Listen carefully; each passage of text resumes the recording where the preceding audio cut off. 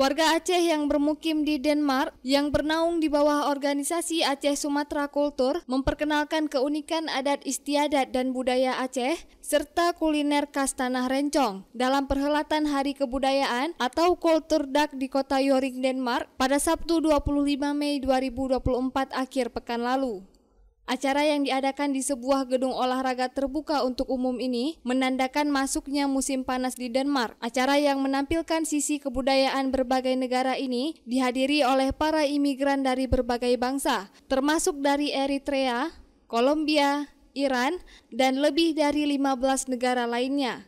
Kesempatan ini juga dimanfaatkan oleh diaspora Aceh di kota Joring untuk memamerkan berbagai keunikan dan identitas Aceh. Display pameran Aceh dipenuhi dengan poster, spanduk, bendera, serta selebaran yang menjelaskan tentang Aceh dalam bahasa Denmark dan Inggris.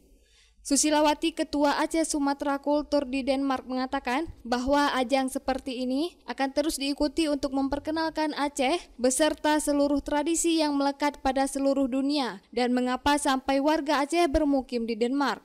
Di sini hadir beberapa negara lainnya seperti Eritrea dan banyak lainnya, Kolombia sampai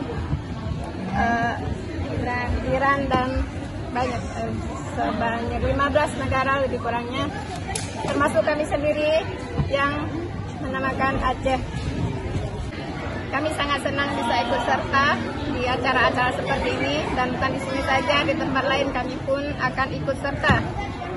Sebab kami ingin menunjukkan bahwa kami adalah satu negara yang mempunyai adat istiadat tersendiri, dan kami juga ingin memperkenalkan siapa Aceh, di mana Aceh, dan apa latar belakang kami sampai ke Denmark. Budaya kami yaitu budaya Aceh.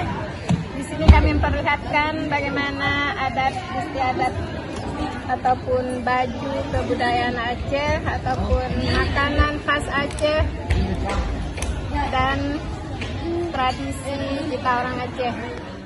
Dari Joring, Denmark, tim liputan melaporkan untuk Puja TV Aceh.